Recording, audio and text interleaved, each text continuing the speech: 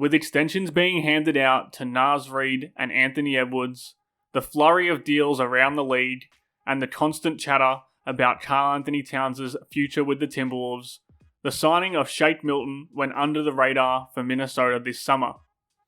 Milton is hardly a household name, but for the Wolves, he provides a lot of what they need for their bench unit, with his $5 million per year price tag bordering on a steal. He isn't going to be asked to be that household name, but his game could have a profound impact on their chances in the Western Conference next season. Milton will provide solidarity in a backup point guard role that was anything but solid last season. Their backup guards were mostly Jordan McLaughlin and Jalen Noel, and both of those players struggled to score efficiently both inside the arc and beyond the 3-point line. Heading into the offseason, upgrading on those players was a massive area to address. Shake Milton isn't going to blow anybody away with his game, but he is going to be asked to help fill that void of both McLaughlin as a point guard and Noel as an off guard, and his game is a perfect fit for the Wolves in that regard. As a bench piece, Milton is a jack of all trades and master of none kind of guy. Since he projects to be running plenty of offense as a true backup point guard, I think it's best to start with what he can do there. One of Milton's best attributes is his ability to snake around ball screens and make plays for himself or for others. When he is in pick and roll situations, Milton's first inclination is to get downhill and pressure the rim, where he finishes at a really respectable rate for a guard. Last season, 76% of Milton's field goal attempts at the rim were unassisted, which ranks in the 83rd percentile league-wide. That proves that he's really adept at getting to the rim on his own, and the fact that he finished 63.2% of his rim looks proves that he can make those shots at a reliable clip when he does get there. Milton's best trait as a rim scorer is his ability to turn on the jets and dust pick and roll defenses. At first glance, many of his scoring possessions when using a screen look like pure smash mouth possessions. But playing with such pace in pick and roll requires some smart usage of pace changing. Milton knows when to hit the turbo button. He almost lulls the defense to sleep with his first few plodding steps, but as soon as he turns the corner on the screen, he's going full cry to the rim. That speed means he can catch the big man out of position, but he only inflicts that surprise by being patient before the screen. Rim pressure is going to be really important for Minnesota's bench. It's something they were really lacking last season from their guard stable. As you can see, last season's guards really struggled to get to and finish at the rim. I like to think of 60% field goal percentage at the rim as a bottom of the barrel pass mark for a scorer in that area, and only Jalen Noel was able to touch that threshold. Milton's 63% clip at the rim is more than decent for someone who is able to get there so often with his burst and craftiness in straining situations. Milton is rock solid as a playmaker in pick and roll too. Again, he isn't a world beater, and he isn't going to roll into this Minnesota team as an A-grade playmaker, but he has the fundamentals down pat and knows how and when to use them effectively. Learning to harmonize with rim-rolling bigs like Joel Embiid, Montrezl Harrell, and Paul Reed has clearly sharpened Milton's pick-and-roll playmaking game. And it's going to be really interesting to see how he links up with someone like Naz Reid or Rudy Gobert, and even Karl Anthony Towns next season. Milton is a smart passer to those kinds of players who are willing to dive hard to the rim. Whether he is using or rejecting the screen, he has a variety of tricks in his passing bag. But, no matter if it's a pocket pass, or a lob, or even a kick out to a shooter, the best thing Milton does on his pick and roll passing possessions is draw the defense toward him before making timely passes. His threat as a scorer helps draw defenders toward him, which is something the Wolves severely lacked with McLaughlin.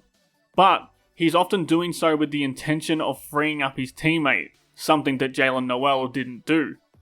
On a play like this, Milton could easily bail out and either swing the pass to the shooter or try to slip the pocket pass through the impossible sliver, but by staying patient and drawing the defense all the way to him, he is able to drop this sick wraparound pass to a wide open teammate. That kind of patience as a passer worked really well within Philadelphia's offense, and there's no reason it shouldn't work within Minnesota's. If they are attacking a drop coverage defense, Milton should be able to make plays like this consistently.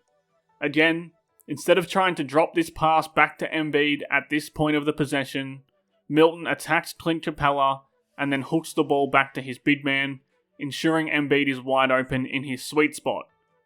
These are all pretty basic reads, but there's nothing wrong with a backup point guard doing the basics and executing them crisply. In fact, that kind of dependability was something that was hard to find on Minnesota's volatile team last season. Again, on this possession, he comes hard around the handoff action with that short space burst, and as soon as the defender steps up to cover him, he floats an easy lob into the space opened up by the defense. The thing about Milton is that he's shown he can operate as an off-ball threat just as well as he can operate with the ball in his hands. For this Timberwolves team, that's going to be just as important. He's going to have plenty of time on the ball as a true backup floor general, but at the end of the day, he's far from the first option in any lineup that he will be a part of. If he is mixed in with the starters, then Anthony Edwards, Karl Anthony Towns, Mike Conley, and Jaden McDaniels will all be handling the ball as well. If he's with the bench, he's going to cede some usage to Kyle Anderson and Nickeil Alexander-Walker. It's going to be crucial that he can still make plays and be impactful as an off-ball option. Thankfully, that's exactly the kind of thing he had to do in Philly alongside Embiid and Harden, as well as Tyrese Maxey and DeAnthony Melton off the bench. Milton was able to translate those speedy drives into quick burst pass closeouts to attack the rim as a catch-and-go player. More importantly, Shake Milton was an excellent catch-and-shoot player last season, knocking down 40% of his looks off the catch on 1.5 attempts per game from the bench. Minnesota's bench needs shooting. In fact, their roster as a whole is a little low on shooting altogether. They're going to get volume and accuracy from Edwards and Towns, as well as reliability from Conley and McDaniels, but their bench unit last season often let them down from behind the arc. It wasn't just McLaughlin and Noel, who shot just 31% and 29% respectively, but no regular bench player shot above 36% from 3 for the entire season. Unsurprisingly, that led to the Wolves having the third worst 3-point percentage off their bench last season, shooting just 32.4% despite jacking up nearly 1,000 threes. So, while he's never going to be that household name, and at almost 27 years of age, probably not going to be the long-term Mike Conley replacement either, Shake Milton is going to plug holes for the Timberwolves and start to put out some of the fires that were burning on their bench unit last season. That constant role was never really there for him in Philadelphia, but it surely will be there for a Timberwolves team that is desperate for some guard help. At $5 million per year, we could be looking at one of the steals of the free agency frenzy. Thanks again for tuning in to another House and Growls video. If you enjoyed this video, please hit that subscribe button and drop a like to help grow this channel.